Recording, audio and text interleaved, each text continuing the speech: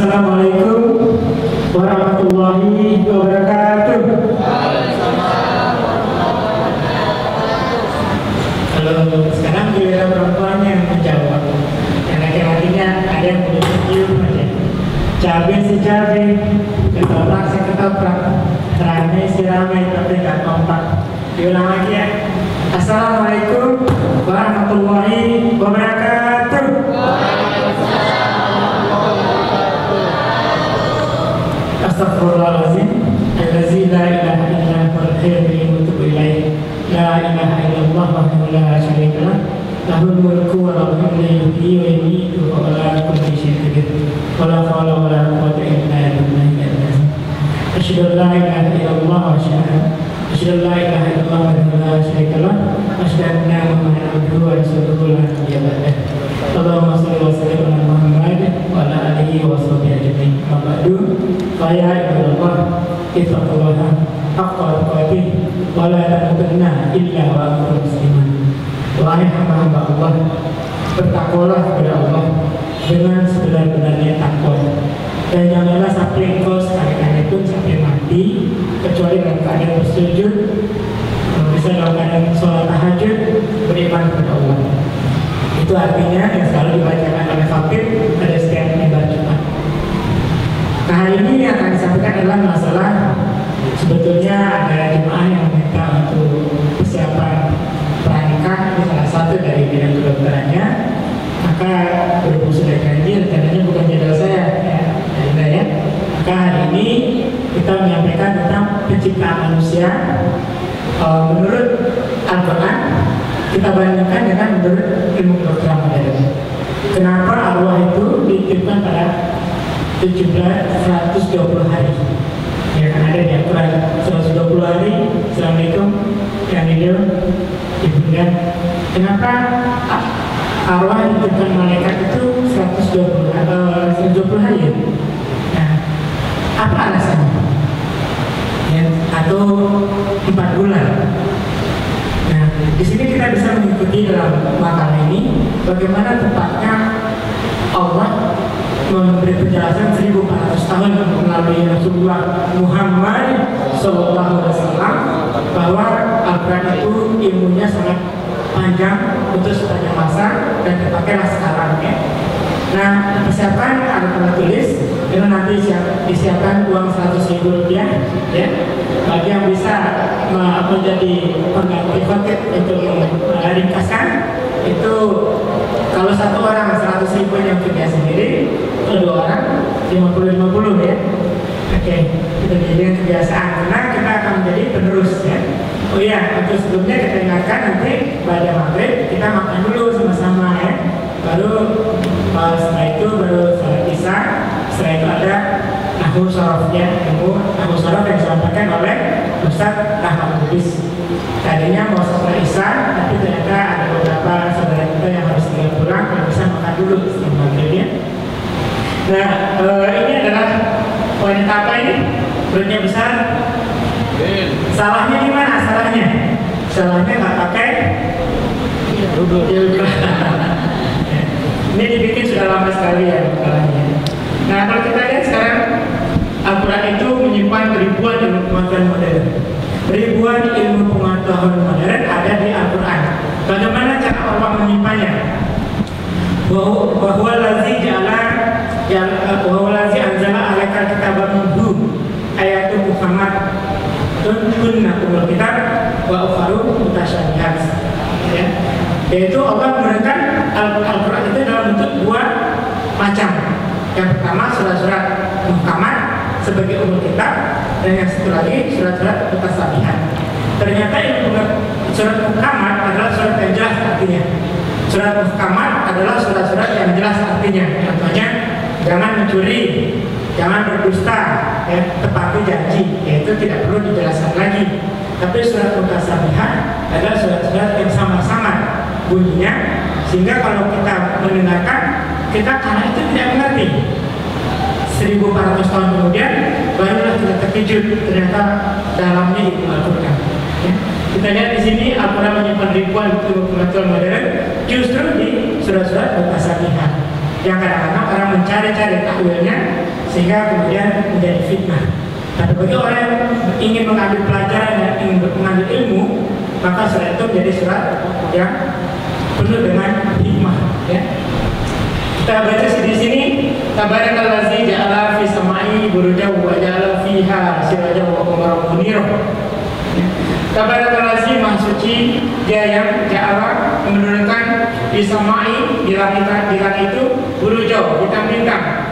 Wa ja'ala dan menjadikannya lagi fiha di dalamnya. Ya. Sirajau matahari sebagai pelita, wa qamaran munira, dan bulan sebagai nur cahaya. Ini kalimat ini adalah kalimat yang sangat penting. Kenapa? Sebab berkali-kali orang meramalkan bumi ini pusat dunia, pusat bumi.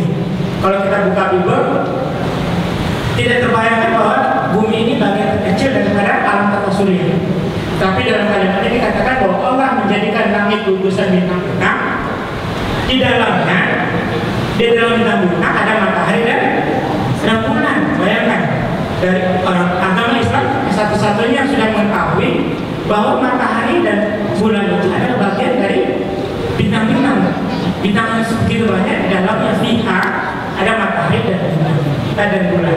Dan bulan itu pun tidak salah. Bulan tidak bercahaya, tapi bersinar. Bersinar artinya memantulkan cahaya. Matahari bersinar dikatakan sebagai pelita, sedangkan bulan adalah sinar, nur, yang memantulkan cahaya matahari. Mataharinya padam, dan pun tidak bercahaya.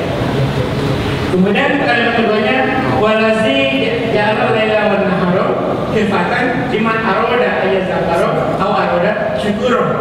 Ya. Dan dia yang menjadikan bergantinya siang dan malam, ya, secara teratur silih berganti, yang diperuntukkan hanya bagi orang-orang yang ingin mengambil pelajaran. Jadi Allah membuat tata surya begitu hebat, kemudian bergantinya siang dan malam. Ada orang yang mengenal biasa, siang malam biasa saja. Ada juga yang memperhatikan dan kemudian mengambilnya sebagai pelajaran. Kenapa bisa terjadi?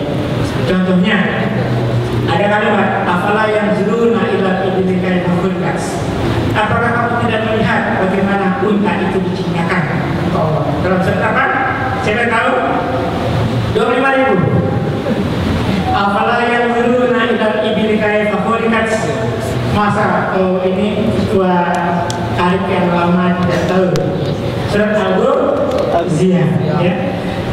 Allah mengatakan, apakah kamu tidak melihat bagaimana unta diciptakan? Kalimat yang biasa. Tapi kalau kita lihat ada kucing jalan di depan kita lihat dia biasa saja. Atau nyamuk terbang, kita anggap itu biasa saja. Tapi kalau kita sadari nyamuk itu komputer yang sangat kompleks dan miniatur, kita akan merinding. Nyamuk itu suatu komputer. Komputer kalau dibikin sangat besar sekali, nggak mungkin sekecil itu. Dia bisa memilih makanannya, tidak pernah dia salah makan darah, menjadi makan, misalnya makan anggur, kita makan minum teh, nggak pernah dia salah. Ya. Dan dia terbang sesuai apa yang harus terjadi. Ya. Afala yang zuruna ila ibnikai mahulkas. Apakah kita tidak melihat waktu kita melihat kucing lewat, kita kemudian terheran, kok ada komputer kecil yang namanya kucing sedang berjalan, sangat kompleks. Ya. Nah, kemudian kita lihat lagi kalimat berikutnya. Ini adalah surat apa? Al-Alaq. Al-Alaq. Al-Alaq. Al-Alaq artinya 25.000. Apa? Segumpal darah. Ada yang lain? Lintang. Ya. Nah, kita lihat Iqra bismillahirrahmanirrahim. Bacalah dengan menyebut nama Khalidmu. Ya. Iqra, bacalah. Bi dengan ismi nama Rabbi kamu, ya, yang Maha Pencipta. Khalaqal insana min 'alaq. Yang menciptakan manusia dari alaqah, segumpal darah. Segumpal darah. Kita buka semua Al-Quran, jawabannya segumpal darah.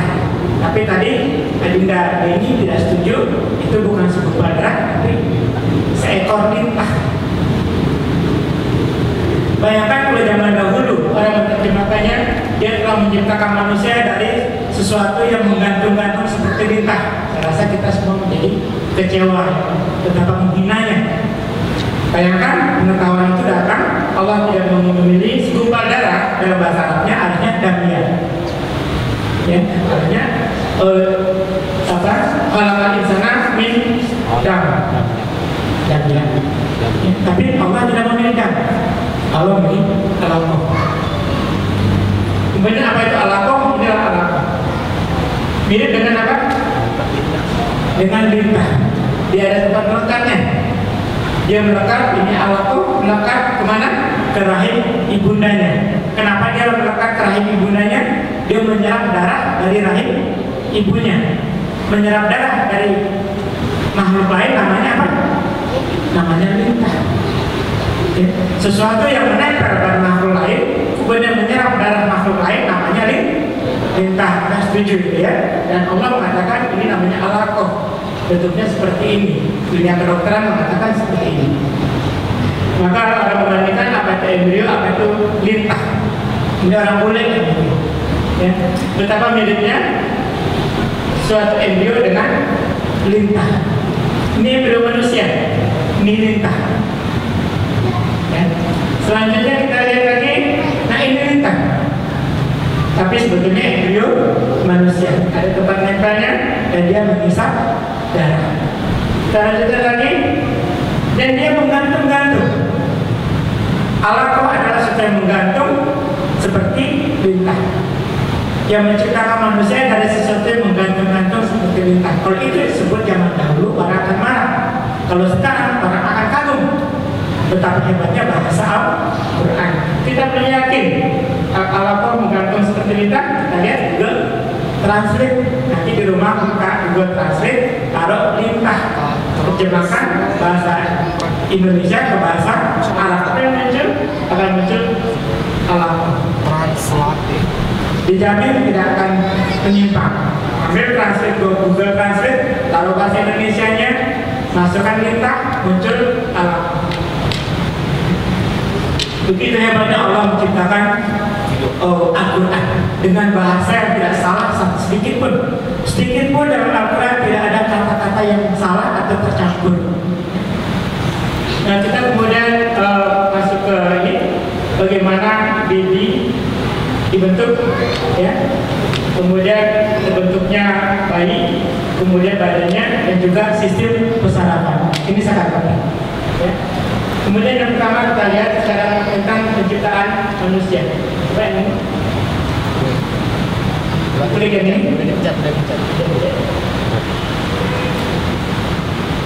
Jangan dipencet, klik aja. Nah, ini adalah bayi perempuan. Ini sebetulnya sudah pernah disampaikan, mungkin sebagian teman-teman sudah yang hadir. Kalau yang sudah ya, tapi ini terpaksa kita keluarkan lagi karena diminta, ada yang minta. Ini adalah bayi perempuan berusia 5 bulan dalam kandungan ibunya. Ada nggak bayi perempuan seperti ini di luar? Nggak ada. Ini pasti dalam kandungan ibunya. Manusia memiliki 7 juta sel telur. Kita mulai dengan wanita, bayi dalam rahim ibunya usia 5 bulan, bentuknya seperti ini. Dalam rahimnya ada 7 juta sel telur. Ingat, 7 juta sel telur banyak sekali.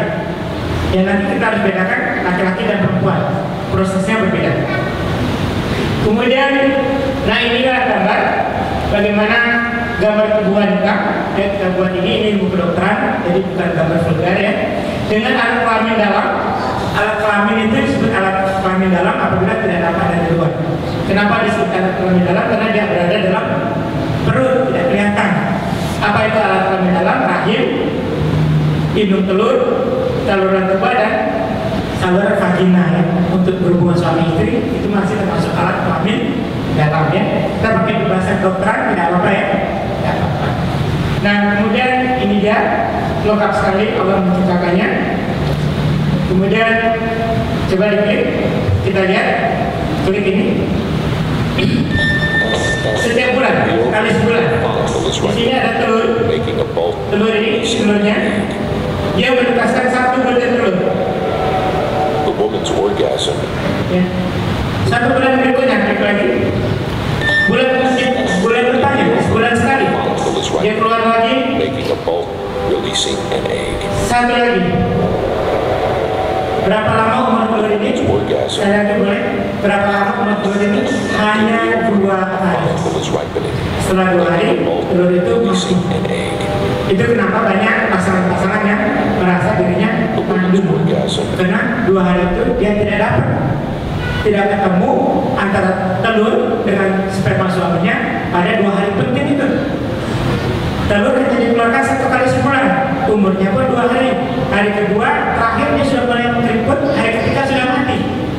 Jadi kalau sperma datang, suaminya mengajak istrinya melakukan hubungan suami istri, diberikan sperma, telurnya tidak ada, jelas tidak jadi anak, ya, tidak adanya. Kalau kita teruskan selanjutnya. Nah, ini kita lihat, ini adalah genital itu tadi. Saya teluri jadi induk telur di sini, ya. Ini rahim yang kokoh sekali. Ini vagina.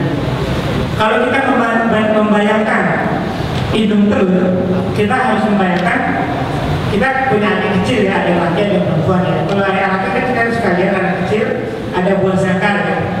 Buah zakar itu pada laki-laki ada di luar, pada wanita ada dalam perut. Nah, buah zakar yang menjadi di perempuan itu menjadi ovarium, indung telur, ya. Jadi indung telur itu ada di sini. Kalau laki-laki indung telurnya di luar, berubah namanya buah zakar, ya. Nah, genital ini ada 2 buah di kanan dan di kiri, ya. Ini di kanan dan di kiri. Nah, ini gambarnya kita potong melintang. Ini rahim yang kuat itu. Rahim ini pada anak-anak gadis atau yang sedang tidak hamil, ibu-ibu yang sedang tidak hamil, beratnya hanya 30 gram. 30 gram. Pada saat hamil cukup bulan menjadi 1 kilo. 1 kilo.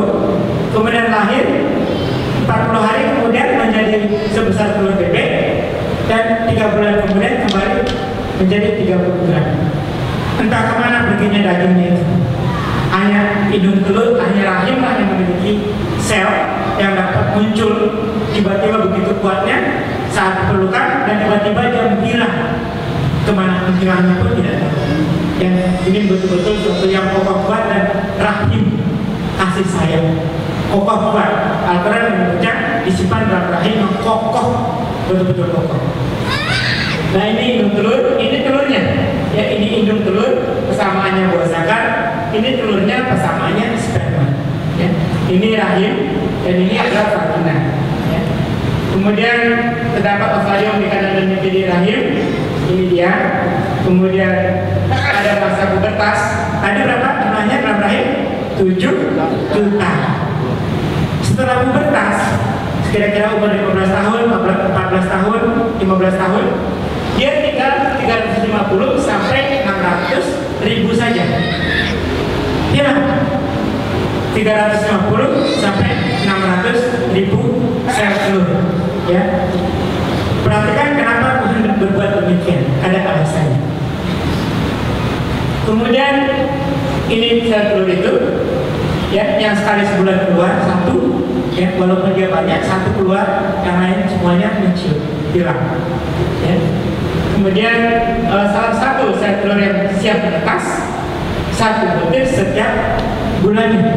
Ya, cuma satu. Umurnya 2 hari, lewat 2 hari suaminya datang, nggak akan tahan. Ya, bayangkan begitu kompleksnya. Nah, ini tadi gambarnya dia, kita sendiri. Kita ulang lagi.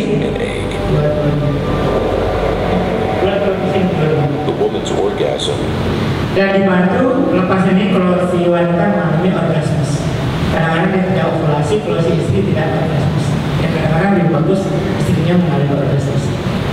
Kemudian tadinya kita bayangkan jumlah yang disediakan Allah saat puber 350 sampai 600 ribu ovum, telur, sel telur. Tetapi yang sampai dia dari masa pubertas sampai dia menopause. Padahal yang keluar cuma 1 dalam sebulan. Sekarang coba kita hitung.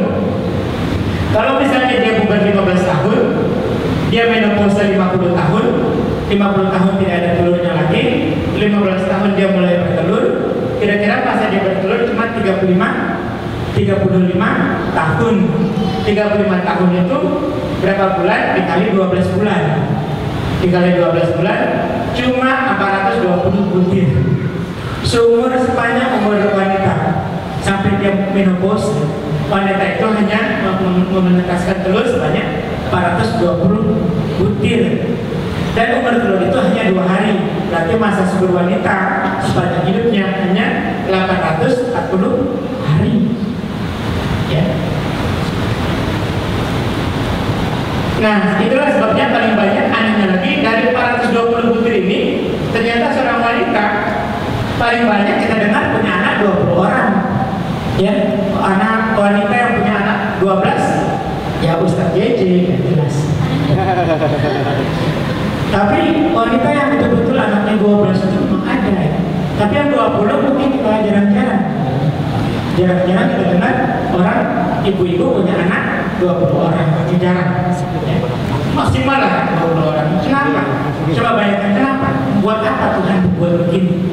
Buat apa Tuhan membuat seperti ini? Kemudian itulah makanya timbul suatu hadis, gelombang hormon terjadi sebulan sekali. Wanita memiliki gelombang hormon sebulan sekali, hormonnya bergelombang. Ya. Gelombang hormon wanita sebulan sekali. Ya. Akan terjadi sebulan sekali timbulnya masalah sindroma prahaid. Kalau sebelum haid wanita itu merasa gelisah karena kepingin nangis, karena kepingin marah, karena kepingin diem aja. Dan celakanya nggak semua orang tahu. Kadang-kadang dia merasa depresi, padahal dia mau haid, prahaid. Kemudian orang tuanya marah, kenapa kamu diam aja? Kenapa? Ada apa? Atau suaminya nggak mengerti bahwa suaminya, istrinya memiliki masa sindroma prahaid, sindroma sebelum haid, di mana gelombang hormon turun sehingga timbul rasa sedih, rasa depresi, rasa kepingin nangis, kepingin marah. Ya. Kemudian hiperemesis, pengaruhnya kepada hiperemesis. Apa arti hiperemesis? Mual-mual dan muntah-muntah hebat. Ya, wanita kalau hamil muda akibat hormon itu kalau terjadi hamil maka terjadilah mual-mual yang lama-lama makin hebat. Ya, itu apa sebabnya? Pengaruh hormon lagi yang bermain hormon. Kemudian setelah lahir, ada pasien saya orang muda setelah lahir dia nangis. Dia nangis terus. Kamu kenapa? Nggak tahu, saya kepingin nangis. Apa kamu sendiri punya anak? Saya bahagia sekali. Kenapa menangis? Tidak tahu. Itulah depresi postpartum. Postpartum artinya setelah post itu sesudah, partum itu melahirkan. Depresi sesudah melahirkan. Depresi gimana? Tertekan. Ya, rasa tertekan setelah melahirkan. Bahkan ada orang yang sampai bunuh diri. Setelah melahirkan dia bunuh diri gitu. Karena saking depresinya. Ya kita nggak ngerti. Kita nggak ngerti kenapa dia kok mau bunuh diri, padahal dia nggak ada apa-apa. Dia cuma pengaruh hormon begitu hebat. Ya. Juga sindroma klimakterium. Klimakterium ini adalah mendekati menopause. Ibu-ibu yang masuk umur 40-45 tahun, akhirnya mulai berhenti, mulai goncang, ingin marah, sedih, muka terasa panas dan sebagainya. Banyak sekali penderitaan yang dialami oleh wanita pra-menopause. Apalagi waktu dia masuk menopause terjadi goncangan hormon. Ya. Juga sindroma menopause, saat menopause dikenal sindrom itu kumpulan penyakit ya, kumpulan gejala di mana dia gelisah, pengen marah, tiba-tiba nangis tak keluar, tiba-tiba ngamuk sendiri ya. Ya itulah. Kita seperti kalau kita punya nenek tiba-tiba marah-marah atau mertua marah-marah, jangan malah dimarahin lagi. Ya, mertua kita menjelang menopause. Itu sebabnya ada hadis berikut. Karena begitu beratnya tugas seorang ibu, maka suami wajib menggauli istrinya dengan cara yang baik, dengan penuh kasih sayang tanpa kasar dan zalim. An-Nisa ayat 19. Kewajiban seorang suami adalah menyantuni istrinya, menggauli istrinya dengan baik, penuh kasih sayang tanpa kasar dan tidak zalim. Ya. Kalau dia memang butuh, dia menghadapi istrinya pun dengan lemah lembut. Ya. Memang saya bisa bicara, tapi kadang-kadang saya malu juga ya. Sebagai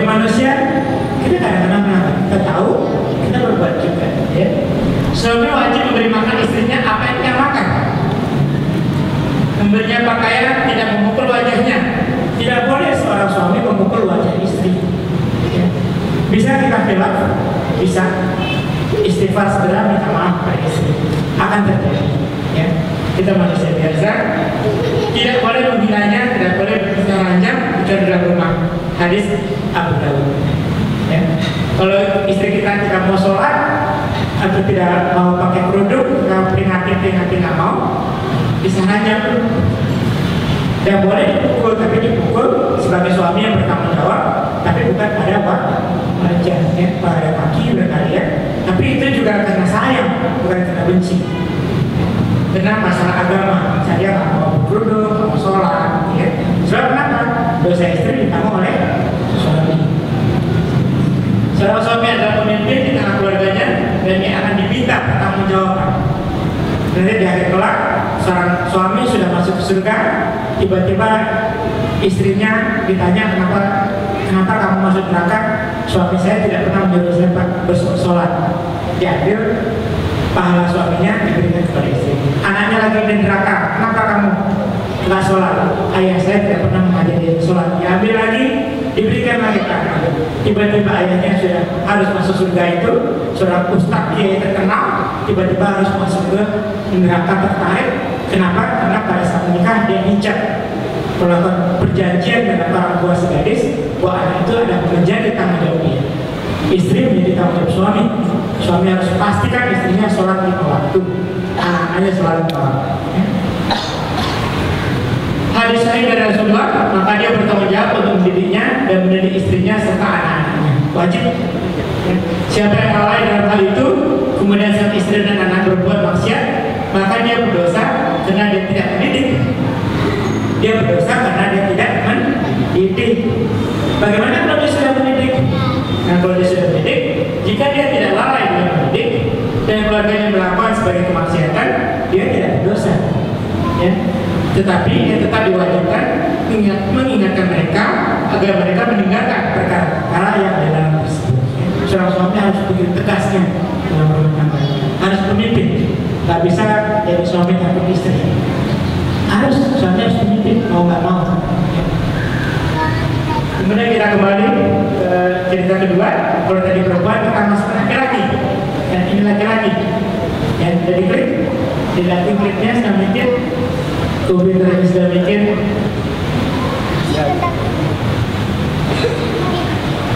Ini laki-laki. Jangan dianggap vulgar juga. Ini laki-laki. Sementara laki-laki, kalau tadi wanita makin lama makin habis telurnya, laki-laki tidak pernah habis. Makanya ada kiai umurnya 70 tahun kawin lagi dengan gadis 17 tahun tetap dia hamil. Ya. Laki-laki itu kenapa ada hadis boleh kawin 4 kali? Karena laki-laki diciptakan begitu barangkali, tapi sebenarnya tidak ya. Sebab Rasulullah menunjukkan, mencontohkan monogami selama 28 tahun. Rasulullah hanya poligami selama 5 tahun. Itu pun pada masa perang ya. Sebaiknya kita monogami ya sebaiknya.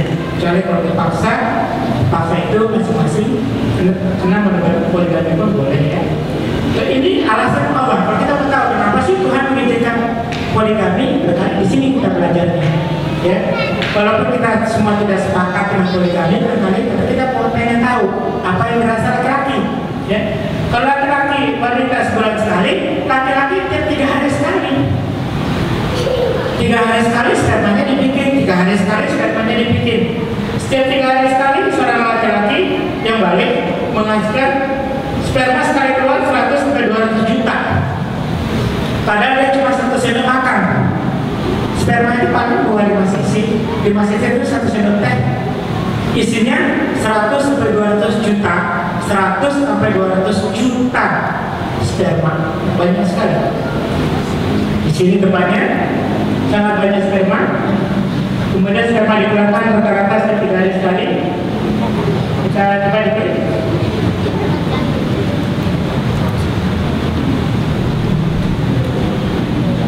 Oh ya, keluar dulu. Klik. They perform a small marathon, equivalent to a man swimming miles. Masuk ke rahim wanita.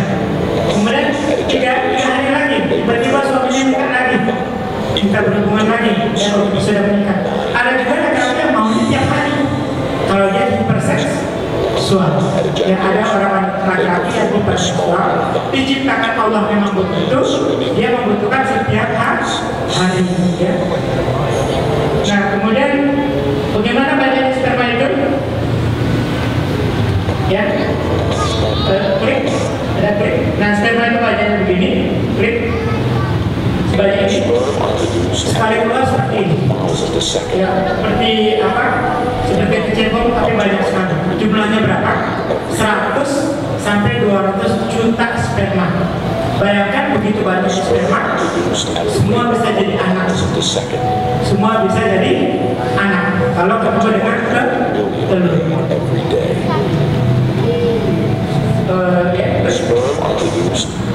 Klik lagi, 100 juta sperma mati seketika. Ya, tidak semua sperma mampu bertahan hidup.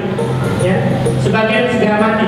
Seperti ini ada sperma yang lalai begini, dia akan mati sendiri. Nah, ini sperma yang cacat. Ya, sperma yang ekornya tidak lurus, ya. Dia tidak bisa lari. Nah, ini sperma seperti ini yang kemungkinan mati. Bagaimana sperma normal? Seperti ini larinya, cepat sekali.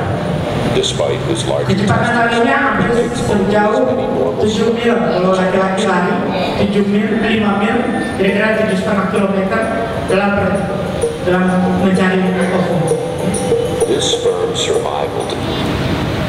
Kemudian klik lagi. Kecepatan seperti ini. Sampai ada dari sperma, dalam kepala sperma ini ada disebut DNA. DNA itulah yang menentukan apakah anak laki atau perempuan, anaknya itu mancung atau pesek, anaknya itu putih atau coklat, anak bule atau anak Chinese atau anak Melayu di sana. Dan orang-orang Batak selalu mengatakan kalau tidak bisa dapat anak perempuan, yang salahkan istrinya. Ya, misalnya kalau orang Batak itu ya, kalau orang Batak menikah, maunya kan dapat anak laki-laki. Kalau perempuan lagi umumnya disalahin siapa? Istrinya. Ya, ayah kamu jadi istri tidak bisa bikin anak laki-laki. Padahal yang menentukan anak itu laki-laki atau perempuan adalah si laki. Laki-laki mempunyai sperma ini ada dua macam, sperma bibit laki-laki dan sperma bibit perempuan. Sperma yang mana yang ketemu dengan telur itulah menjadi laki-laki atau perempuan. Perempuan memiliki telur yang sama semua, ya, namanya telur X semua. Kalau laki-laki ada S jadi perempuan, I, Y jadi laki-laki. Kalau yang X itu X jadi perempuan, kalau X dan I jadi laki-laki. Yang menentukan laki-laki atau perempuan bukan istri tapi suami. Kalau ada orang Batak istrinya lahir perempuan terus, yang salah bukan istrinya tapi suaminya, ya. Ya, sebagai umur seorang pria kita lihat sekarang, ya sekarang kira-kira 50 tahun umurnya kira-kira, ya. Dibagi tiga karena 3 hari sekali. 361 tahun itu 360 hari. Bagi 3 karena 3 hari sekali dia keluarin sperma. Ya, 361 tahun kan 360. Kalau 3 hari sekali kan berarti dibagi 3, ya. Dikali umurnya 50 tahun lah. Misalnya dia mulai paling 14 tahun, dia berhenti memikirin berhubungan seksual mungkin 70 tahun. Maka sekitar 50 tahun lah dia produktif. Kita kalikan dengan 100-200 juta ekor sperma, maka sesuai dengan miliaran sperma. Seorang laki-laki sepanjang hidupnya menghasilkan bermiliar-miliar sperma. Tak ketahuan jumlahnya, banyak banget, ya, bermiliaran. Tapi Tuhan menakdirkan sperma harus mati sekian banyak. Allah menentukan telur harus mati sekian banyak. Itu intinya. Allah mengizinkan telur boleh mati sekian banyak. Allah menentukan sperma kalau apapun pasti mati sekian banyak. Ya. Di sini, tetapi si laki-laki paling banyak menghasilkan 20 sampai 40 orang anak, ya. Kalau dia punya istri 120, kalau dia itu misalnya ada Ilham kemarin, bilang istri saya 2, ya, bisa 40 gitu. Kalau Abu Jibril istrinya 1, ada diskusi, ada Ilham diskusi sama Abu Jibril, oh Anda belum ustaz ini masih 1. Abu Jibrilnya tenang-tenang aja sebenarnya. Tapi yang penting orang masing-masing punya pilihan, silahkan, punya bacaan, punya ilmu sendiri-sendiri ya. Jadi yang satu tidak bisa menyalahkan yang lain ya. 20 sampai 40 anak. Kalau istrinya ada 4, mungkin 80 anak ya. Kalau istrinya diforsir harus beranak terus ya. Nah kemudian inilah muncul gelombang hormon terjadi 2-3 hari sekali atau seminggu sekali, umumnya 3 hari sekali. Gelombang laki-laki dengan wanita lain. Kalau wanita sebulan sekali, laki-laki 2 hari sekali, 3 hari sekali, ada yang seminggu sekali ya. Pada saat itu kebutuhan seksual suami meningkat. Begitu spermanya banyak, dia minta dikeluarin. Kalau nggak suaminya puyeng, nggak bisa kerja. Ya saya punya pasien, nanti ada lagi yang nanya, siapa pasiennya? Pasiennya bintang film. Waktu istrinya hamil, saya larang dia berhubungan tiap hari dengan istrinya, 7 tahun 3 hari hamil. Saya bilang kalau berhubungan, gimana cara berhubungan? Tiap hari saya berhubungan. Kalau tiap hari nggak bakalan hamil. Bagaimana caranya dok? Ya dengan filmnya pasti kalau saya sebut langsung tahu ya. Saya bilang caranya hari ini berhubungan, hari ini tidak, ini bulan depannya dia hamil langsung. Bulan depannya dia hamil karena dia menghitung masa subur istri. Ingat, yang menghitung masa subur haruslah suami. Istri tidak boleh menghitung masa subur. Karena kalau istri menghitung masa subur dia menjadi stres. Kena stres, telur yang mau menetas tidak jadi, keserap lagi. Jadi yang harus bisa menghitung masa subur adalah si suami. Suami diam-diam minta ke dokternya, ajarkan saya bagaimana menghitung masa subur istri saya. Nah kita lihat bagaimana siklus haid istrinya, ajarkan suaminya. Istri berusaha tidak mengenal masa subur. Pada saat itu kebutuhan seksual meningkat, memerlukan penyaluran yang kadang berupa lonjakan, tiba-tiba dia pulang-pulang dari kantor, ngambek, ngajak istrinya kecapean, mau nggak mau, ya itulah kondisi hormonal. Ya. Dan kita harus mengenal adanya laki-laki hiperseksual yang maunya tiap hari, istrinya nggak mau. Nah ini gimana? Ada istri yang suami yang tiap hari maunya, istrinya nggak kuat. Nah seperti ini berlaku hukum Allah.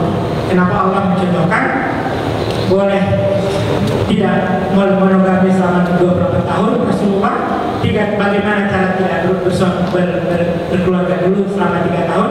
Rasulullah pernah hidup sendiri selama 3 tahun, kemudian 5 tahun poligami. Tiga-tiganya dicontohkan. Adanya laki-laki berseksual kita harus akui ada. Tidak ada istilah henti haid. Kalau wanita ada henti haid, menopause, laki-laki andropause ada, tapi tidak begitu ketara jalan. Kadang-kadang sudah kakek-kakek masih menjadi wanita juga ya. Kemudian itu sebabnya ada hadisnya jadi penting juga, harus dikenal oleh perempuan. Perempuan kadang-kadang marah melihat kelakuan suami. Kamu nggak mikirin, saya kan kerja capek, harus berhubungan juga. Suami bilang, saya betul pokoknya, tapi saya capek. Ya siapa suruh kerja, saya gitu kan. Nah, kalau suami mau istrinya tidak capek, istrinya jangan boleh kerja kantor. Kalau istrinya kerja kantor disuruh tiap hari, ya istrinya kurang capek. Ya, itu harus ada imannya.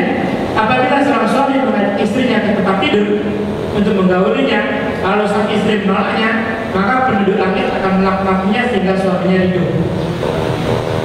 Kalau hadis yang lain mengatakan malaikat akan mengutuknya sepanjang malam. Apabila ada wanita menolak suaminya, maka malaikat akan mengutuknya sepanjang malam. Kenapa? Karena khawatir suaminya nanti jadi terpengaruh berbuat zina. Dia nggak kuat. Dia nggak kuat. Dia mau monogami, dia nggak kuat. Istrinya menolak terus, akhirnya timbul pikiran macam-macam. Maka nggak boleh. Nggak boleh menolak suami. Istri hendaknya mendahulukan hak suami atas orang tuanya. Allah Subhanahu Wa Taala mengampuni dosa-dosa seorang istri yang mendahulukan hak suaminya daripada orang tuanya. Jadi kalau orang tua menyuruh, suami menyuruh, mana yang dulu didengarkan? Suami. Ya, ada seorang kisah, saya rasa semuanya masih ingat ya, mungkin pernah mendengar, ada seorang istri yang dikabarkan ibunya mau meninggal, dia harus ke tempat ibunya, tapi suaminya sedang di medan perang. Dia bilang saya belum dapat izin suami. Dijemput lagi oleh sahabat, ibu kamu meninggal, tolong datang. Saya belum dapat izin suami. Sampai ibunya meninggal, sahabat marah banget. Sampai ibunya meninggal, wanita ini tidak mau keluar rumah karena belum dapat izin suami. Pernah dengar ceritanya? Kemudian ditanyakan oleh sahabat kepada Rasulullah, apa hukumnya anak durhaka ini? Rasulullah mengatakan surga. Dan surga buat suaminya, karena suaminya sudah mengajarkan dia hak yang benar. Ya. Kenapa? Karena hak ini sudah dilakukan suatu pada saat ijab kabul, seorang ibu telah menyerahkan anak wanitanya kepada sang suaminya. Jadi sepenuhnya tanggung jawab sang suami. Dan sangat penting bagi istri adalah ridho suami. Istri yang meninggal dalam keadaan ridho suaminya akan masuk surga. Jadi Majah Al-Bisi. Jadi bayangkan ya, seorang suami apabila memerintahkan istrinya yang salah, itu dosanya besar sekali. Ya, karena istri harus ikut sebenarnya. Nah, maka perintahkanlah anak-anak kalian bersolat pada usia 7 tahun dan pukullah pada usia 10 tahun. Misalkan tempat tidur di antara mereka. Anak laki-laki dan anak perempuan tidurnya sudah tidak boleh. Satu lagi pada usia dia masuk 7 tahun. Dan 10 tahun anak-anak saya insya Allah semuanya sudah diajar bersolat. Nah, jalan pada ibunya juga tanggung jawab. Dan para wanita mempunyai yang dan para wanita mempunyai hak yang seimbang dengan kewajibannya menurut cara yang ma'ruf. Akan tapi para suami mempunyai satu tingkat kelebihan daripada wanita. Wanita itu dengan laki-laki seimbang kewajibannya dengan suami. Wanita dengan laki-laki seimbang, hanya harus disampaikan dengan cara yang ma'ruf. Ini klik mundur.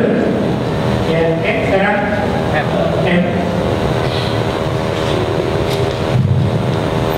Mikir dulu lagi. Oh, aku sudah gak sempat ya. Agak cepat dikit.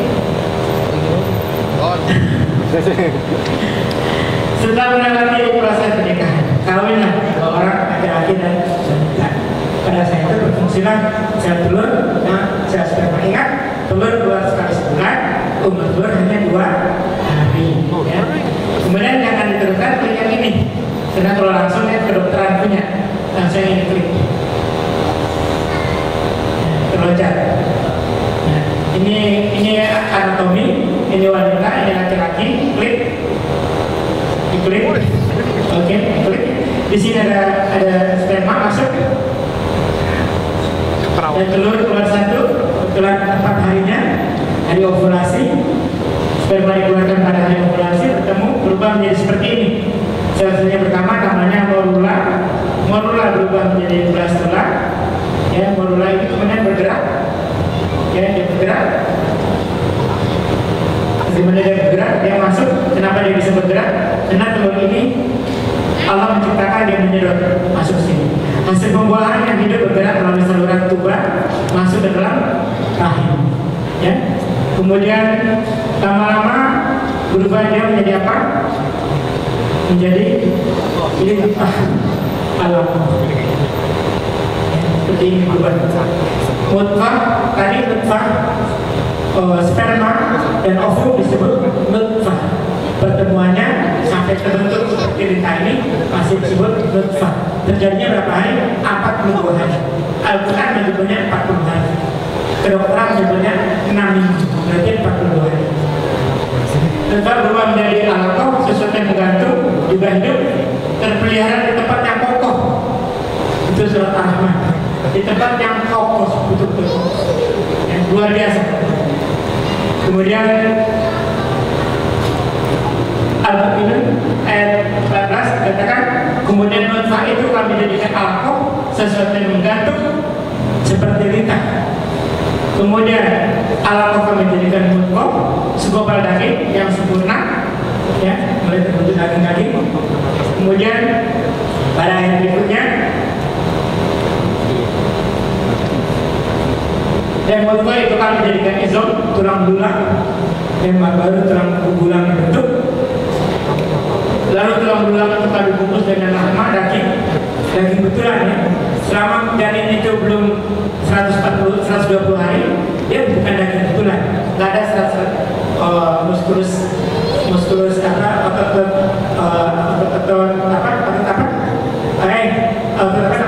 otot lurik. Ini cara dokternya malah ngobrol terus nih. Dan tidak ada otot lurik selama masalah belum 120 hari. Betul-betul lakukan cepat ke dokter. Kemudian kami jadikan dia makhluk yang berkebetulan. Ya. Kalimat ini yang menjadikan seorang Belanda yang tidak mau masuk Islam dipanggil berbagai ulama yang mengatakan saya tidak mau masuk Islam kecuali kalau jangan dogma. Saya buktikan Islam itu ilmiah. Dengan film ini dia masuk Islam. Atas, hai manusia, tidak kamu dalam keraguan tentang kebangkitan, maka ketahuilah semuanya kami telah menjadikan kamu dari tanah. Memang dari tanah, saya, ya, dari tanah, dari kita tanah itu menghasilkan nafkah, betul kan? Kalau kita dikubur kita jadi tanah itu menghasilkan nafkah. Kemudian nafkah itu menjadi alaqah, sesuatu menggantung, alaqah itu artinya lintah. Kemudian dari mutqah sekumpul daging yang sempurna dan yang tidak sempurna kejadian. Yang sempurna dan tidak sempurna kejadian. Ya. Agar kami jelaskan kepada kamu, Ya. Nah kemudian kita lihat ini selanjutnya mahasiswa Allah kita yang paling baik. Itu akhir Al-Quran selalu mengatakan demikian. Maka kita akan bertanya betapa agungnya Al-Quran, ya. Memiliki rahasia yang bertanya amat luas yang tidak terdapat pada kitab-kitab yang lain. Cari di Bible, cari di kitab lain tidak akan ketemu, ya, untuk dipelajari oleh kaum yang mau berpikir, ya, kaum yang mau berpikir. Kemudian ini adalah nah kemudian lanjut sekarang ke SD. Kita masuk SD. Tadi dikatakan menjadi makhluk yang sempurna dan tidak sempurna kejadiannya. Ya. Kita masuk ke USG, USG-nya USG 4 dimensi, ya. Tapi dengan 4 dimensi jangan pada makhluk 4 dimensi yang peluangnya agak kuat. Pada penampilan USG selama 22 hari pertama, ini masih sederhana, perubahan pertemuan sperma, ya. Ini kita percepat aja, ya. Karena waktu sudah mulai habis, ya. Baca sendiri. Kemudian seperti ini. Telur yang bersatu, sperma dengan telur seperti ini namanya ovula. Kemudian semua selnya sama, selnya sama semua. Kemudian selnya mulai berganti, yang ada yang menjadi mata, hidung, berdiferensiasi, disebut blastura. Jadi tadi sel sama, tapi sel untuk hidup mulai dipisah di sini. Yang mana hidung untuk mata yang begitu aja, apalah yang zuruna ila ibilikai fakulitas. Apakah kamu tidak melihat bagaimana unta diciptakan? Ya. Sampai kemudian akhirnya pada 22 hari tepat 6 minggu, kedokteran mengatakan 6 minggu terbentuklah alaqah. Kemudian alaqah ini ada alaqah menggantung seperti ini, seperti ini kepalanya, ini calon tangannya, ini dia menggantung, ini 6 minggu, ini dia menggantung seperti lintah, ya. Ini dia menggantung, hewan makhluk ini menggantung rahim mengisap dari ibunya. Kita teruskan dulu yang ini sudah kita baca. Ilmu kedokteran modern mengatakan 58 hari hidung publik dari mulai terbentuk 8 minggu, kemudian 12 minggu, kedokteran mengatakan 12 minggu, berarti itu pembentukan akhir alaqah, ya, menjadi mutqah. Akhir 12 minggu, akhir dari mutqah, ya. 40 hari alaqah sebagian besar bentuk janin telah terjadi. Pada 12 minggu, 40 hari yang kedua alaqah sebagian besar bentuk janin telah terjadi. Ini 8 minggu. Kita cepetin lagi, ya, kayak di dalam kubur, ya. Mutqah antara 12 sampai 16 minggu. Terjadi hal-hal seperti berikut, ya. Mutqah itu antara 12 sampai 16 minggu, ya.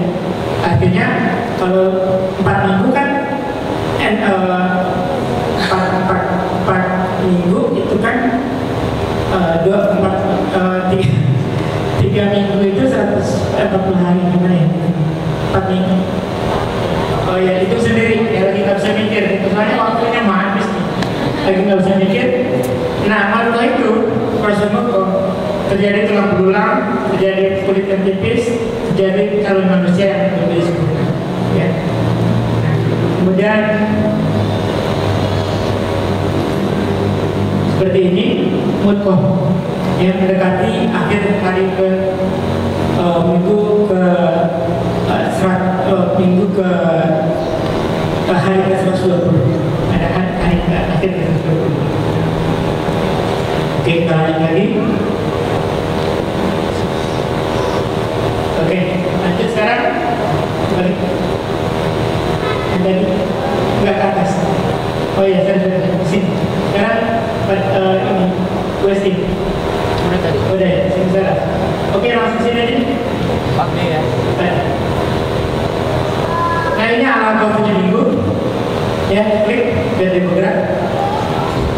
7 minggu seperti ini. Waktu itu saya tanyakan kepada orang Belanda, gadis Belanda itu, dia menanyakan kenapa roh ditiup 120 hari. Bukankah sperma sejak awal sudah hidup? Bukankah ovum sejak awal sudah hidup? Yang hidup ketemu dengan hidup menjadi hidup, ya kan? Telur kan hidup, telurnya hidup selama 2 hari bertemu dengan sperma yang hidup. Kenapa bukan benda hidup? Apa bedanya hidup dengan bernyawa? Pohon itu hidup, pohon hidup, tapi tidak bernyawa, ya. Kucing bernyawa, hidup dan bernyawa. Apa bedanya tumbuh-tumbuhan? Tumbuh-tumbuhan kita potong tanpa bismillah boleh, tapi hewan kalau kita makan harus dengan bismillah, karena dia bernyawa. Dan kenapa katanya roh dihidupkan harus 120 hari? Saya tanya sama dia, apakah kamu siap apabila ini lahir dan bisa lari-lari karena sudah punya roh? Jawaban dia, saya belum siap. Misalnya ini lahir, ini kita lahir, ini lahir, keluar, bisa hidup, dia lari-lari di sini. Saya rasa kita semua juga lari, ya, itu juga lari kabur. Ya. Dia katakan belum siap untuk ini menjadi makhluk hidup, makhluk bernyawa. Kemudian kita lanjutkan lagi. Ini 8 minggu, klik lagi. Dia bergerak seperti ini. Saya tanyakan 8 minggu, apakah kamu siap seandainya dia lahir dan dia bisa hidup? Si ibu, si calon ibu itu orang Belanda, dia tidak bisa bahasa Inggris. Saya tidak siap. Kemudian selanjutnya, kalau ini 8 minggu tadi, teruskan lagi. Ini 9 minggu, klik lagi. Seperti ini 9 minggu. 9 minggu. Saya tanya, kalau sampai 9 minggu ini lahir dan Tuhan sudah memberikan ruh dan dia bisa lari-lari di rumah kamu, apa kamu siap punya anak seperti ini? Jawabnya tidak siap. Belum siap, jelas. Bentuknya masih seram. Terus, nah ini adalah janin. Kebetulan UST ini anak kembar. Yang satu ada kepalanya, yang satu tidak ada kepalanya. Yang satu encephalus, ini tidak ada kepalanya, yang satu ada kepalanya. Saya katakan kepada anak gadis Belanda itu, ya tadi dia masuk Islam, sekarang dia sudah masuk Islam. Saya katakan, coba kamu lihat UST ini. Ini bayi kembar. Allah mengatakan dalam surat Al-Hajj tadi, kami ciptakan yang sempurna dan tidak sempurna kejadiannya. Bayangkan ini ada yang tidak sempurna dan ada yang sempurna. Ini dia. Tapi pertanyaan dia apa? Ini pertanyaan terakhir. Dia nanyanya susah semua. Pertanyaan pertama dia, kenapa Tuhan begitu goblok? Saya tanya, kenapa? Bilang gitu. Kenapa menurunkan kitab suci berkali-kali? Pertanyaan sulit. Kenapa Allah menurunkan kitab suci berkali-kali? Nah, itu sebagai calon ustaz harus bisa jawab. Kita tak mungkin bisa jawab kalau kita tidak belajar Bible, kita tidak belajar kitab Yahudi. Nah, kalau belajar itu kita tak mungkin mengerti kenapa Allah harus menurunkan bagi Al-Quran. Ya. Kemudian saya katakan, dia bilang kenapa? Buat apa? Surat Al-Hajj itu katanya ada yang tidak sempurna dan sempurna kejadiannya. Toh Muhammad saat itu tidak punya USG, Muhammad pun tidak bisa lihat. Buat apa surat itu diturunkan kepada Muhammad yang pada saat itu tidak bisa melihat mana yang sempurna dan mana pula yang tidak sempurna kejadiannya. Kesempatan saya saat itu menjawab yang terakhir, bukan yang terakhir, saya katakan memang betul semua surat Al-Quran bukan untuk Muhammad, tetapi surat Al-Quran untuk you, untuk Anda. Begitu saya bilang itu baru dia nangis. Bukan pertanyaannya susah-susah di hadapan saya.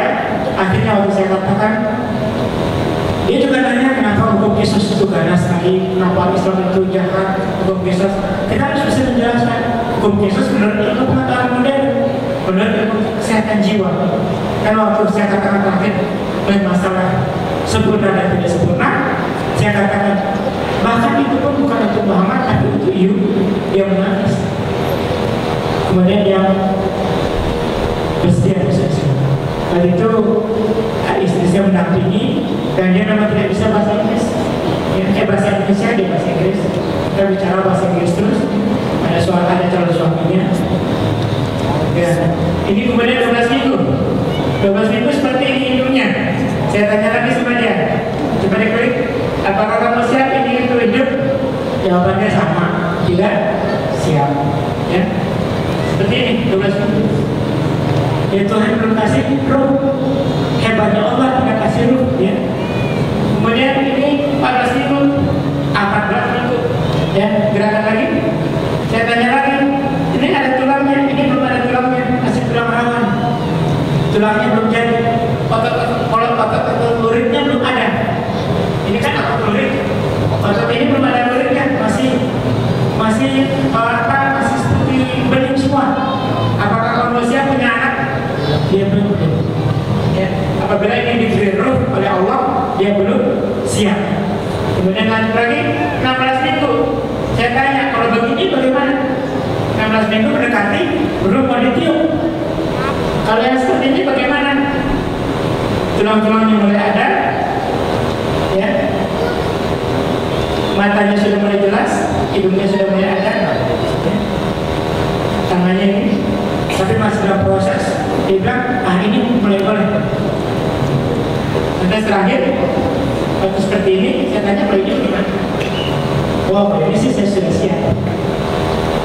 Saya sudah siap punya anak kalau seperti ini. Saat tulangnya sudah ada, otot luritnya sudah terbentuk. Saya jadikan tulang izom dan saya tutup dengan daging, dengan lahma. Allah bicara begitu. Dunia kedokteran mengatakan begitu juga. Luar biasa. Ya. Maka ini wajahnya 23 sampai 24 minggu. Ya. Nanti dulu, jangan digerakkan dulu. Ya. Tapi ini sorry. Nah ini penting ya. 23 sampai 24 minggu kepala bayi setiap saraf pusat telah merupakan bagian dari tubuh janin. Ya. Dari otak janin pada 23-24 minggu sudah bisa berpikir. Makanya kita bisa mendengar. Makanya orang taruh suara daripada Beethoven. Suara siapa? Penyanyi lain? Mozart. Kenapa Mozart? Beethoven itu lagu gereja. Kenapa bukan suara Abraham Al-Sudais?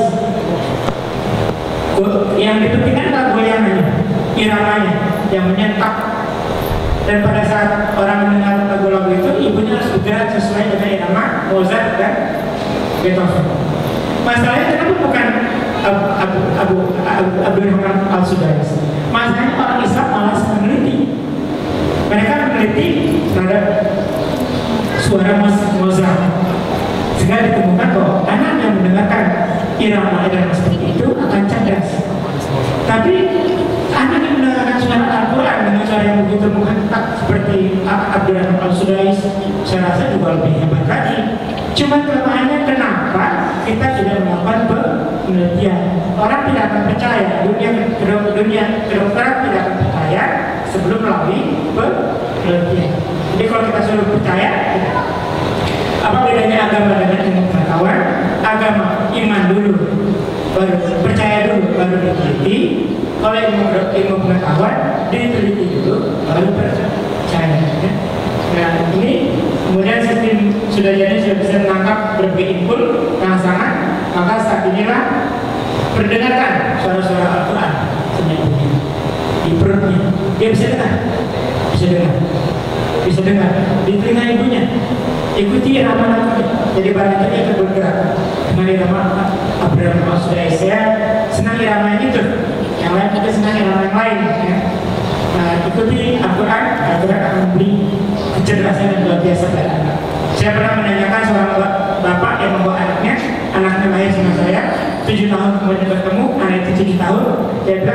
namanya si Hafiz.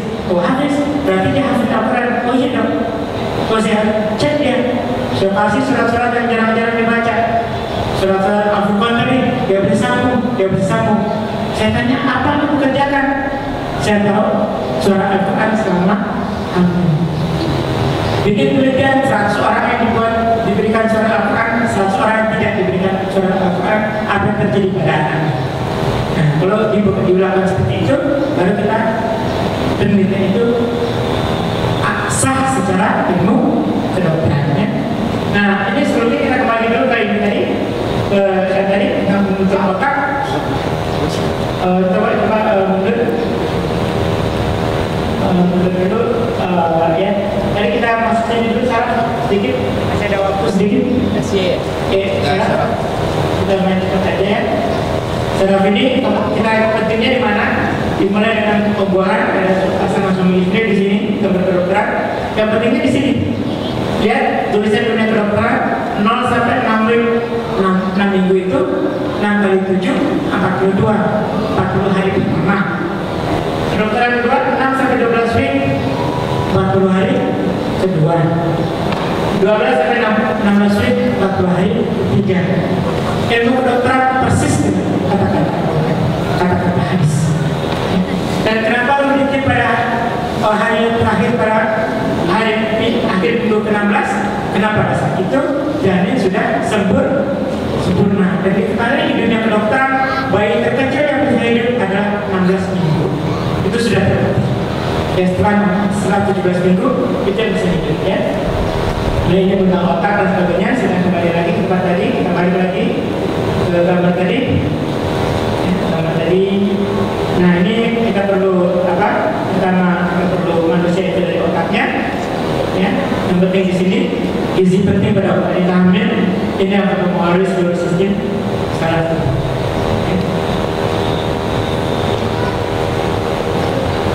Oke, ini sudah kembali. Kita tadi kalau kembali ke yang ini tadi kita langsung ke adil tadi yang ada istikmanya terus aja terus ya. Ini kita masuk ke hadisnya. Nah ini ada hadis di sini. Ya hadisnya biasanya kalau klik di sini klik. Nah sekarang kita bandingkan apa gunanya Allah mengatakan kalau boleh sperma dibuang. Dalam liber ada namanya onan. Onan itu orang yang membuang spermanya dan Tuhan marah dibunuh. Itu pada kitab Kejadian 38 ayat 1 sampai 30. Tapi orang berzina tidak dibunuh. Anehnya dalam Bible orang onan ini bukan onani tapi bersenggama tapi dibuang di luar. Tuhan marah dibunuh si onan. Sedangkan ayahnya bermaksiat malah tidak dibunuh. Jadi beda sekali dengan Al-Quran. Al-Quran sangat jelas. Rasulullah bersabda dari Abdullah, semuanya seorang dari kamu dikumpulkan kejadiannya dalam kandungan ibunya selama 40 hari. Lalu 40 hari menjadi alaqah, 40 hari menjadi mudghah. Kemudian Allah mengutus malaikat itu menyembuh ke dalam janin. Setelah 120 hari baru ditiup. Kenapa? Karena sudah lengkap ya, secara ilmu kedokteran ya. Rasulullah bersabda, apabila nutfah sudah diproses lewat 42 hari, maka Allah mengutus seorang malaikat padanya membunuh nutfah yang telah diproses tersebut. Dia membuat pendengaran, penglihatan dan kulitnya sampai 120 hari baru sempurna. Kemudian ada tulang belulang. Kemudian kita lanjut ini dari Abu Zubair, dari Jabir dan Abu berkata Jabir, kami melakukan azab. Ini adalah hadis tentang kabir.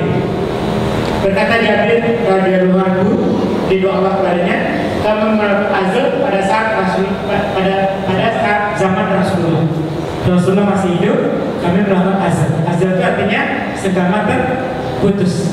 Jadi senggama waktu sperma mau keluar dihentikan, dibuang di luar. Okay? Dan ternyata maka kami sampaikan hal itu kepada Rasulullah dan Rasulullah tidak melarang kami untuk berazab. Hadis riwayat Muslim. Ya. Jadi azab boleh. Ya. Kemudian dari ada hadis Bukhari, ini adalah ada perawinya berkata Jabir radhiyallahu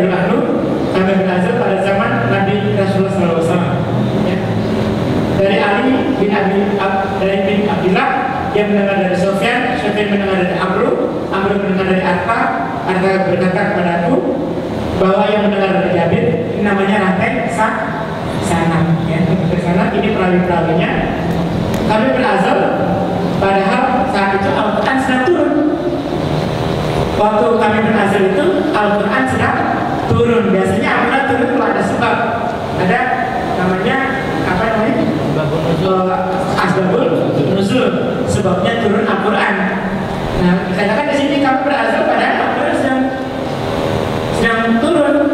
Asbabul nuzul bisa turun belum melarang, tapi ternyata kami tidak dilarang. Ya, maka azal boleh. Dengan pertimbangan itu maka orang Islam boleh berkabih. Orang Kristen harusnya tidak berkabih. Dan karena itu ada di perjanjian lama di kitab Taurat, harusnya orang Yahudi pun tidak berkabih. Hukumnya haram berkabih. Hukum sperma hukumnya haram. Ini kondom ya seperti ini yang dipakai di Valentine kemarin, coklat di sini. Dan ini hati-hati, kita perlu tahu walaupun anak gadis, karena kalau di rumah ketemu ya hati-hati ya, kalau kita nggak pernah lihat kita nggak ngerti. Kemudian ini spiral dipasang seperti ini. Spiral itu tidak diikat, tidak dijahit, tidak diapa-apakan, hanya menyangkut seperti cincin di tangan. Apakah spiral dilarang oleh agama Islam? Kalau kita lihat urutannya tidak dilarang. Ulama mengatakan mencegah bertemunya telur sama sperma. Orang sperma sebagian besar ditakdirkan Tuhan untuk mati, orang telurnya sebagian besar ditakdirkan Allah untuk mati. Kenapa kita mencegah yang memang boleh mati itu dilarang? Dan tadi pun sudah melihat hasil pun boleh. Ya, jadi orang Islam boleh berkabih. Kemudian ini spiral itu sama dengan cincin nyangkut di tangan, ya, jadi paling bagus. Ya, karena tidak membuat seorang wanita menjadi gemuk. Ya, kabeh-kabeh lain umumnya membuat gemuk. Kemudian juga steril. Ya, apa itu steril? Nah, steril itu adalah tadi kita tahu saluran tuba tadi. Ya, tadi kita tahu ya, apa saluran tuba, tempat sperma bertemu dengan telur tadi. Ya, ininya diikat, itu namanya steril. Ada yang menyangka steril itu rahimnya diangkat, tidak ada. Rahim tidak perlu diangkat. Kemudian katanya dosa membuang sesuatu, nggak ada yang dibuang, cuma diputus saja. Ya, jadi apakah steril dilarang oleh agama? Saya tidak melihat larangannya. Kecuali kalau kita tidak mengetahui hal ikhwani, ya, juga dengan sterilisasi pada laki-laki. Kalau laki-laki ini buah zakarnya, ini hidung telur, buah zakar ada saluran ini diputus. Ya, diputus salurannya sehingga sperma ini tidak lagi keluar ke. Kalau dia berhubungan suami istri, hanya cairan sperma saja, tidak ada, hanya cairan pelarutnya saja. Kalau gula, cuma gula air putihnya saja, gulanya tidak ada. Tinggal 10 menit lagi, oke? Memang sudah habis ya. Sehingga demikian kita sudah selesai memang ya. Maka demikian yang disampaikan. Allah mengatakan banyak sekali yang kamu tidak tahu, intutum seandainya saja kamu mengetahui, kamu akan berkata lainnya. Demikian yang dapat saya sampaikan, mudah-mudahan bermanfaat bagi terutama yang mau nikah berkalian. Dan kalau ada pertanyaan, bagus, lebih bagus lagi kalau ada yang mau pidato di depan. Oke, silakan Silvi Arus. Subhanallah sekalian, luar biasa betapa Al-Quran itu ternyata bukan hanya kitab yang menceritakan perihal hukum-hukum agama, tapi ia juga menceritakan tentang segala aspek kehidupan termasuk sains, termasuk bagaimana proses manusia ini diciptakan yang berkaitan dengan ilmu kedokteran. Luar biasa. Dan jadi dapat dipastikan bahwa penemuan-penemuan yang sahih tentang kejadian alam semesta ini tidak akan sekali-kali bersanggahan dengan apa yang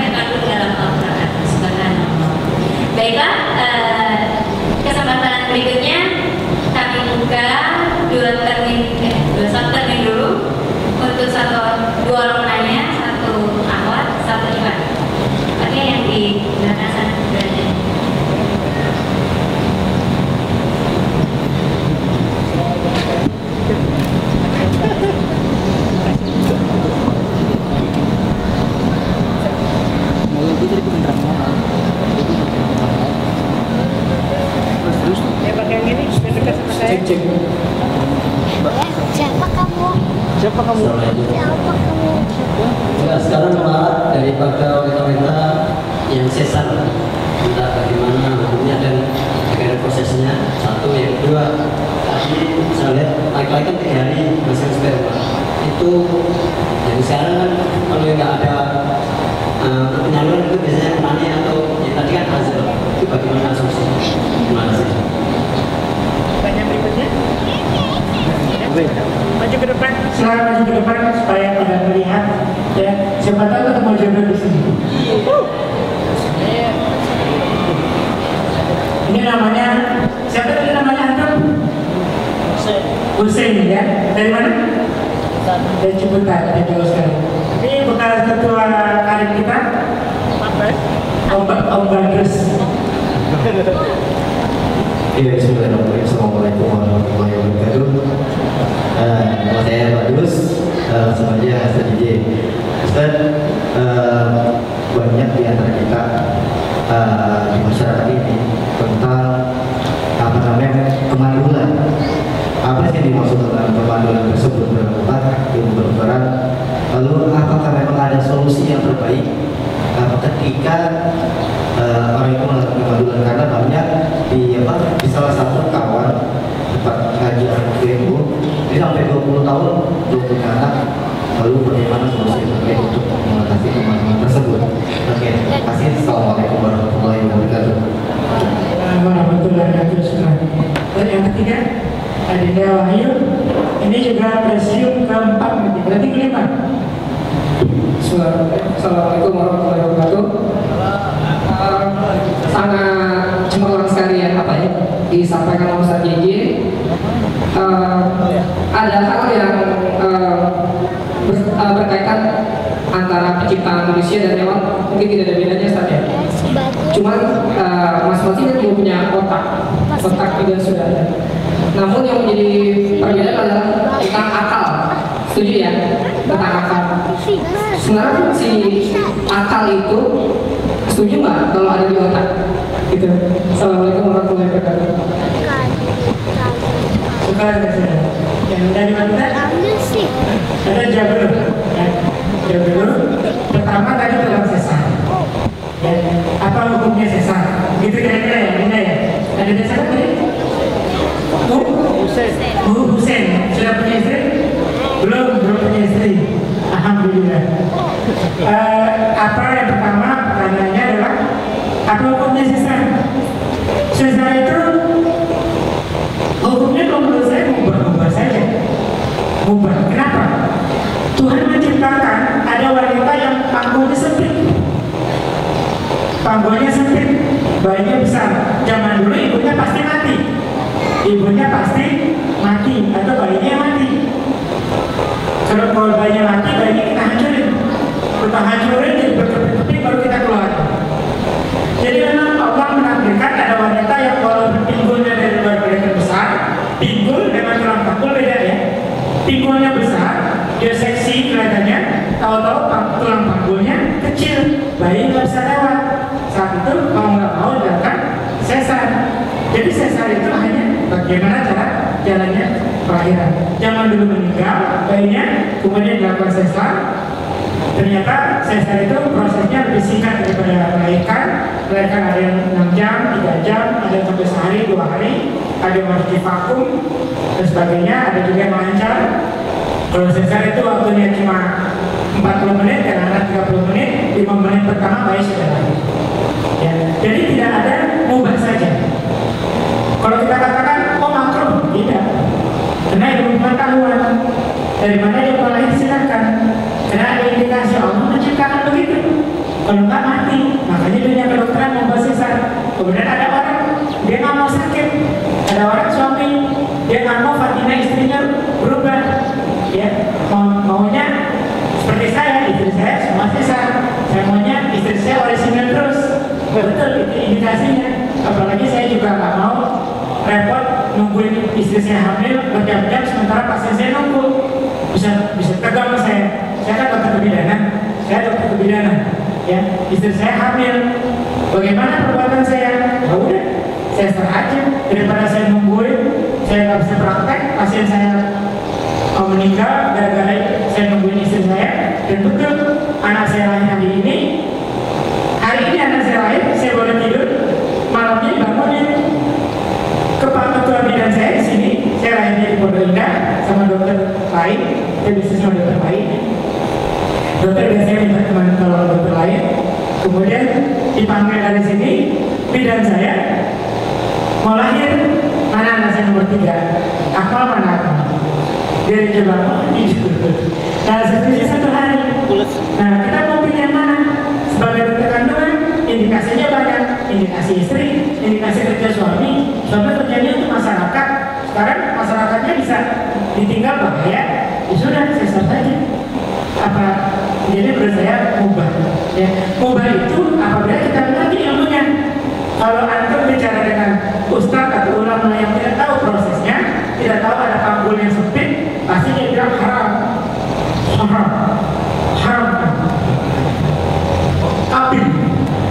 Tapi kenapa bisa begitu? Dulu pernah katakan di fatwa ulama mengatakan kepiting itu haram. Sekarang tidak lagi. Kenapa? Diteliti ternyata kepiting yang hidup di 2 alam dari beribu-ribu jenis kepiting hanya 3 macam. Setelah itu keluar lagi fatwa baru bahwa kepiting tidak di 2 alam, berarti tidak haram. Nah, kalau seperti itu kita harus belajar. Ulama-ulama kita harus belajar. Dan yang kedua tadi apa?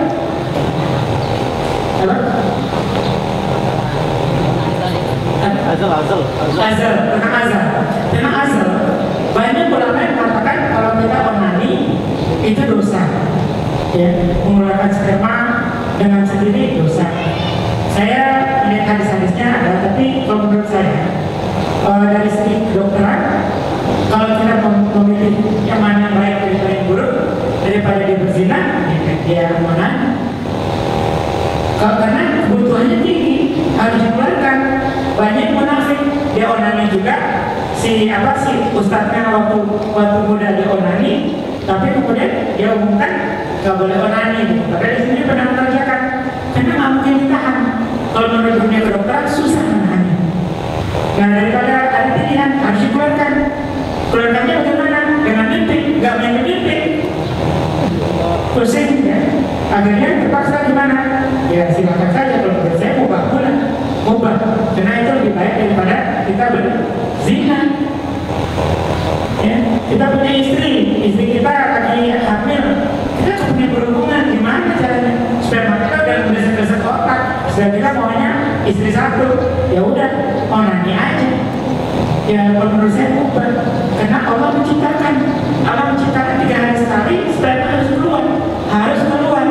Kalau nggak si suami pusing, istri harus ngerti. Jadi kalau tengah malam dibangunin, bangun, saya mau berhubungan, istrinya marah. Kok nggak tahu saya sering tidur, saya capek, saya habis kerja, saya habis nyuci segala macam, pulang-pulang minta jatahnya. Nah saat itu malaikat mengutuk sepanjang malam. Kenapa? Karena desakan dari dalam. Tuhan yang bikin, ya, dan terjawab ya. Azal saja istri, saya rasa enggak ya. Istri menurut suami kok aturannya. Kalau ada azal minta istri, kawin lagi itu nggak minta izin istri. Ya betul kan? Kawin lagi nggak minta izin istri, tapi minta izin otak sendiri. Rasulullah mengajarkan monogami 24 tahun, 5 tahun poligami kena perang. Anda nggak punya perang, ngapain Anda poligami? Ya, terserah. Ya. Tapi kalau poligami boleh, sunnah Rasul, monogami boleh, poligami boleh, hidup tanpa beristri juga boleh. Misalnya ada hadisnya, kalau Anda sudah cukup usia tapi belum mampu untuk berkeluarga, maka berpuasa. Itu dikerjakan Rasul selama 2-3 tahun. Waktu Aisyah masih kecil dan Saudah sudah terlalu tua. Ya. Yang ketiga, pertanyaannya. Yang kedua.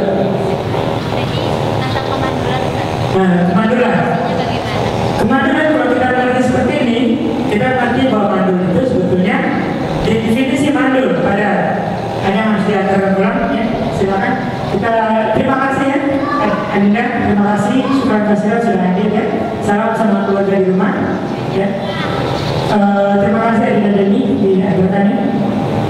Masalah mandul, masalah definisi mandul dalam dunia kedokteran, apabila orang kawin, dua orang kawin hidupnya normal, hubungan suami istri normal, ya tidak dihalangi.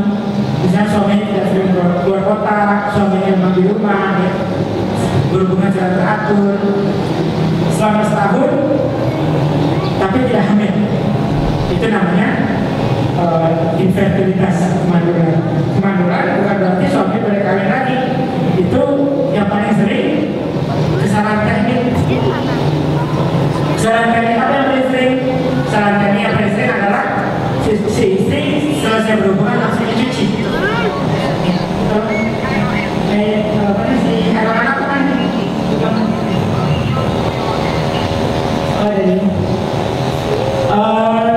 tadi pertanyaannya apa tadi?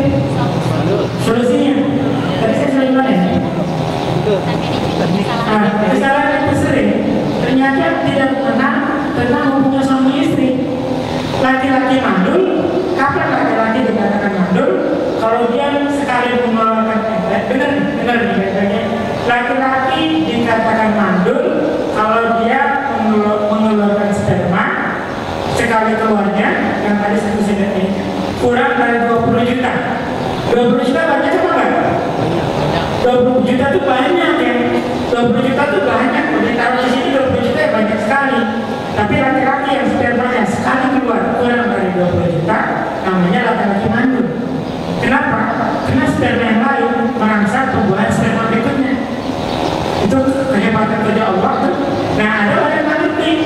Begitu selesai hubungan sama suaminya, dia buru-buru pipis, dicebok, bersih-bersih. Saya ingat waktu itu saya masih di daerah masih dokter umum, dia udah keliling-keliling ke dokter ahli, ke hamil.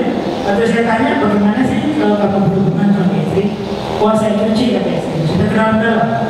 Jadi tangannya masuk ke vagina. Ya terang aja, saya larang. Dia udah keliling ke dokter ahli, berapa dokter ahli, ketemunya dokter umum, saya dokter umum. Gak sampai sebulan udah hamil. Oh, dicuci, dibuang spermanya udah sedikit, dibuang pula. Jadi harusnya wanita itu sebelum berhubungan suami dan istri mencuci bersih-bersih alat kelaminnya. Ya, saya bahasa kedokteran nggak apa-apa ya. Cuci bersih-bersih alat kelaminnya, dua-duanya harus bersih. Makanya kita selalu suruh berudulah sebelum berhubungan. Ya ada ya. Kalau sebelum berhubungan kan kita harus cuci kemaluan dulu. Nah, cuci dengan sabun. Kemudian si wanita pipis dulu. Nanti setelah berhubungan, kan masalahnya setelah berhubungan istri kan punya pipis. Nah itu bikin dia susah hamil.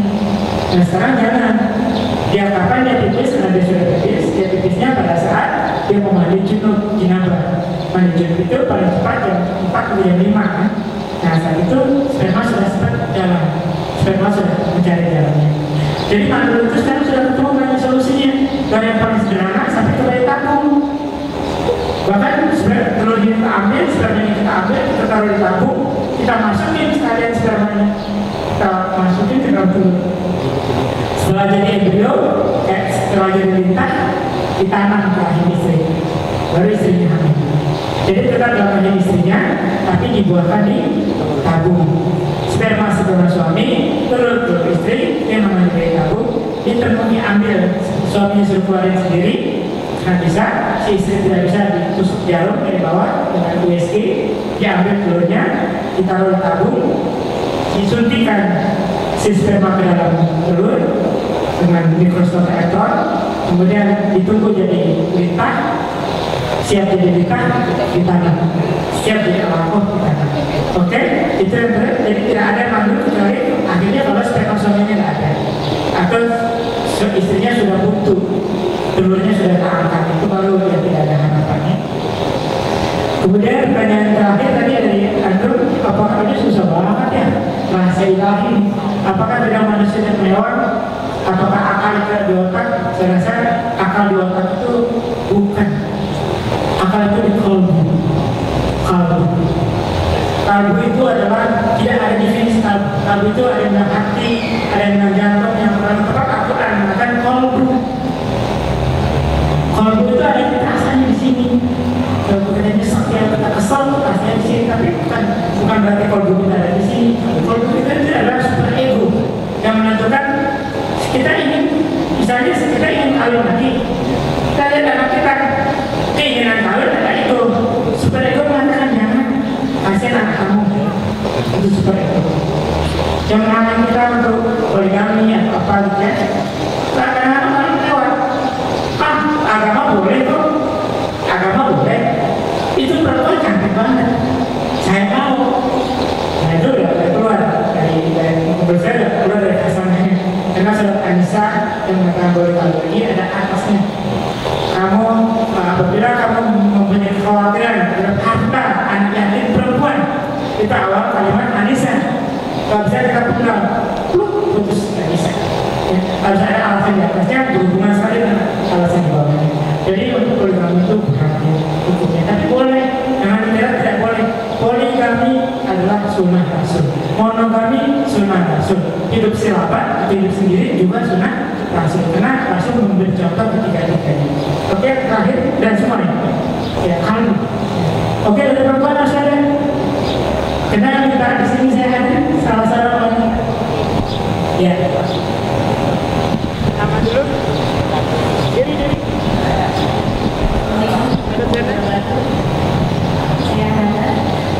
Saya mau tanya dari ruh, jiwa dan kalbu. Ini nantinya sepintas, tapi intinya panjang banget ya. Sampai dengan sesungguhnya dalam Yesus itu ada jaminan kehidupan bagimu. Al-Quran kata itu ya. Sesungguhnya dalam Yesus ada jaminan kehidupan bagimu. Bayangkan loh, 10 orang ada jaminan kehidupan. Kata-kata Al-Quran singkat tapi dalam sekali. Betul kalau kita Yesus untuk orang pasti korupsi hancur, hilang korupsi di dunia. Ya. Pertanyaannya, wah susah ini. Apa bedanya hidup, bernyawa dan ruh, jiwa dan kalbu. Kalau ruh itu membedakan antara tumbuhan dan hewan. Kapan dia disebut biologi, kapan dia botani, kapan dia zoologi. Ya, dalam ilmu biologi kita, kehidupan ini adalah biologi. Biologi bagi dua, botani, tumbuh-tumbuhan, zoologi, hewan. Botani, hewan, tumbuh-tumbuhan tidak punya nyawa. Kalau hewan, makhluk, hewan seperti kita punya nyawa. Itu yang membedakan perlakuan kita terhadap makhluk hidup dengan beda makhluk yang bernyawa dengan makhluk hidup. Ya. Pohon makhluk hidup, rumput makhluk hidup, kita potong itu tidak apa-apa. Tapi begitu kita ingin membunuh seekor semut, kita tidak boleh menyiksa dia pelan-pelan, kita harus matikan segera. Ya, misalnya kita lihat tikus itu jangan dimain-mainin dulu baru mati. Karena dia bernyawa. Itu bedanya nyawa dengan hidup. Ya. Apa bedanya kalbu dengan ruh? Ruh itu yang bikin kita hidup. Kalbu itu yang bikin kita berakal. Kalbu itu adalah super ego. Bagaimana kita menyusun akal pikiran kita dalam hati. Apakah seorang yang misalnya ada orang non-muslim mendengar ceramah ini, jelas-jelas Al-Quran benar, tapi masalahnya ceramah yang dikatakan ini tidak masuk ke kalbu. Dia sudah menutup kalbunya, tidak peduli, akhirnya hidayah tidak masuk. Itulah kalbu. Begitu dia buka kalbunya, maka katanya dalam Al-Quran selalu dikatakan orang sungguhnya Al-Quran ini diciptakan dalam dua bentuk, surah Muhammad dan surah Mutasyabihat. Surah Muhammad itu artinya surah Mutasyabihat itu sama-sama. Dan tadi surah Mutasyabihat itulah ilmu. Dan surah yang sama-sama ini hanya diperuntukkan bagi mereka yang ulil albab. Ulil albab adalah orang yang hatinya memiliki banyak pintu. Albab itu pintu. Artinya dia memiliki mau mendengar dari mana saja. Ya. Nah, itulah kalbu. Kalbu itu adalah pengetahuan yang kita terima melalui roh kita. Kemudian kita bisa beragama, kita bertakwa. Yang bikin kita bertakwa bukan ruh, tapi kolbu, ya, akal pikiran. Jiwa itu ruh. Ya, orang sudah berjiwa ya berada ruhnya. Kalau sudah tidak ada ruhnya lagi ya dia meninggal. Dan kolbu itu adalah pikiran, perasaan, ego, super ego, maka di mana orang yang super egonya bisa mengendalikan keinginannya, egonya dengan keadaan sekitar, dia sesuaikan. Yang bekerja itu super ego dia, kalbu dia baik. Nah biasanya orang itu akan dapat hidayah dan selalu melangkah dengan benar. Ya. Nah, itu kira-kira pada jawab ya. Kalau luar biasa sekalian, masih ada waktu satu penanya, mungkin ada yang ingin bertanya? Atau saya mau nanya misalnya? Saya nanti belum berceramah ya. Saya mau bertanya sih, kata orang-orang, kalau tingkah laku seorang anak itu biasanya turun dari seorang ayah, tapi kalau kecerdasan itu biasanya turunnya dari seorang ibu, atau benar begitu Ustaz? Tentu gitu ya. Karena yang menentukan, coba diulang lagi ini pertama, tingkah laku. Ya, tingkah laku seorang anak itu diturunkan dari tingkah laku ayahnya. Ya. Tapi kecerdasan itu bisa turun dari orang tua, dari ibunya. Yang jelas, kalau anak itu selamanya hidup bersama ibunya lebih banyak. Jadi memang apakah dia perilaku dia sehari-hari lebih pada ibunya. Tapi apakah dia kalau saya rasa itu tergantung. Ada bapak yang berperan sebagai ibu, ada ibu yang berperan sebagai bapak. Ada bapak yang kerjanya ngajarin anak terus, tapi tetap kasih sayang ada sama ibu. Contohnya anak-anak saya yang ngajarin saya terus, tapi begitu lagi susah kumpulnya sama ibunya. Dia bukan deketin saya, tetap aja kumpul sama ibunya. Kita udah mati sedih juga ya. Kita yang habis-habisan cari duit, ngajarin sampai tengah malam, sampai jam 3 pagi. Tapi kalau udah kumpul, ya kumpul sama ibu. Ya, itu alamnya. Tapi apakah pertanyaannya ya sulit sekali saya jelaskannya. Mungkin sulitnya karena waktunya sudah terbatas. Otak saya udah gak jalan lagi nih. Masalahnya waktunya.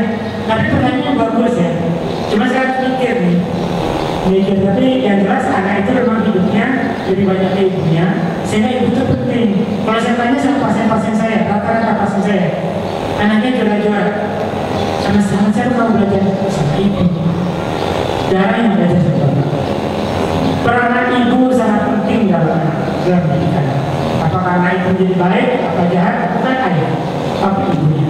Maka walaupun apapun saya selalu menjelaskan kepada anak saya, walaupun saya berada dari dia, tetap aja ibu kamu lebih harus kamu hormati daripada saya. Sebab Rasulullah tanya, siapa harus kamu hormati? Siapa lagi ibu kamu? Siapa lagi ibu kamu? Siapa lagi bapak kamu? Ya nggak apa-apa, dia takdir. Tapi bukan berarti kita lepas tanggung jawab dari anak. Tuhan yang surat anak. Ya. Ketegasan Allah. Ya. Tadi pertanyaan gimana? Kelakuan dari Biasanya turun dari ayahnya, tapi biasa dari ibu. Iya, kalau anak suka nyontok kelakuan ayahnya, makanya ayahnya jangan macam-macam gitu. Kalau ayahnya nyuruh sholat biasanya anaknya gitu. Sholat, kamu sholat gitu. Padahal ayahnya masih kelaku aja.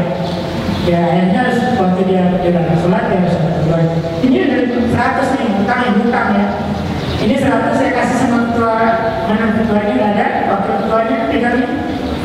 Tolong siapa yang berani namanya singkat, kita masih ada waktu berapa? Siapa yang komentar berani maju ke depan mau ceramah singkat dapat 100.000. Kalau nggak ada yang berani, wes. Ada saya minta.